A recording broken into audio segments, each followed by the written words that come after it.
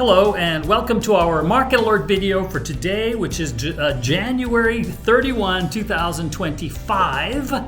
And it is time now for our Fearless Forecast.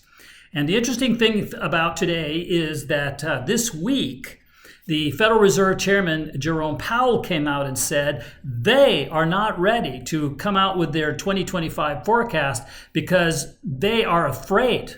They're not fearless like we are. They are afraid because they don't know what Donald Trump's tariffs and policies are going to be, so they're not ready to make a fearless forecast like we are. So we are ahead of the curve. And in fact, we told you 2 weeks ago that we weren't ready for our fearless forecast yet because of the same reason. But we've come to the conclusion now that we can give you that forecast.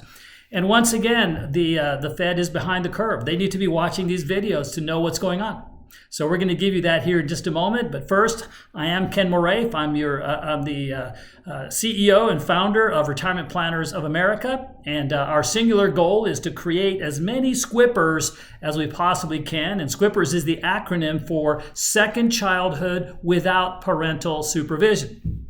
So when a client of ours retires, we call them a SCWPS and we tell them to get out of here, go play, have fun, enjoy, be a kid again. Let us do the worrying for you so that you don't have to. Make sure you check out our podcast and all our other info and stuff on our website, RPOA.com. So let's talk about, first of all, the Fearless Forecast. And I want to start off with talking about the big thing that everybody's talking about right now, which is the tariffs, right? And so President Trump, as I record this, has said that there's going to be a 25% tariff starting tomorrow on Mexico and Canada if they don't comply with what he wants. Now, this is, oh my gosh, terrible, inflationary. We're going to have a trade war with Canada and with Mexico and all this stuff. But what Trump has said is that what he wants them to do is to secure the border. He wants them to not let hundreds of thousands of illegal people coming into our country. And secondly, he wants them to stop the flow of fentanyl into our country. Now, that is an easy solve if Canada wants to and if Mexico wants to. In fact, when Trump was first president, guess what? He made the same threat. Mexico said yes, and they stopped the flow. So they can do it again. So there's no need for a trade war. They just need to comply. So in our view, the saber rattling about a trade war and countermeasures and all this stuff is basically governments not wanting to say that, they took the knee in front of Trump and, that kind of thing, trying to save face. But we don't see these tariffs as being long-term and they're easy fixes. And so Canada and Mexico should comply. China already said back when Trump was president the first time that they would comply. And so, Trump said he had an agreement with Xi, but his presidential term ended before they signed it. So if Xi's already amenable, then why wouldn't he be now? So we don't think that all these tariffs are going to amount to much or last very long. So let's take that off the table. And now let's go to what we think is going to happen. Well, inflation is the big driver of what the Fed is going to do. And our view is that inflation is going to head downward here for the next 2, 3, 4 months. And so by May, which is when the Fed is going to have an interest rate meeting to tell us what they think they're going to do with interest rates, we think that's when they'll start lowering interest rates again. They'll begin that cycle again. Inflation, we think, will trend down towards their target by then. And if that is the case, then that will bode very, very well for both bonds and stocks. So, and by the way, last year we pretty much nailed when we said the Fed would lower interest rates. We said that, and we pretty much nailed what inflation would do. So as we always say, you miss these videos at your own peril. So if in fact interest rates go down, we've done other videos which you're welcome to go and find, but basically what we've said is that if interest rates go down, bond values go up. And therefore, we think that bonds will receive the news of inflation heading down towards that 2% target and the prospect of a lowered interest rates very well. So we're bullish on the bond market.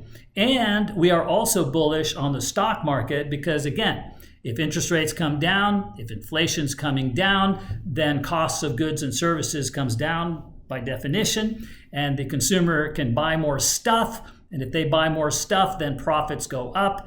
And as you guys know, we think that profits drive stock prices. And if profits are going up, stock prices should follow. And it's a virtuous circle. So we think this year is going to be a good year. The second half will be particularly strong given this dynamic. Now, what could go wrong? Well, the unexpected, as Donald Rumsfeld once said, there's the known known, the known unknown, and the unknown unknown.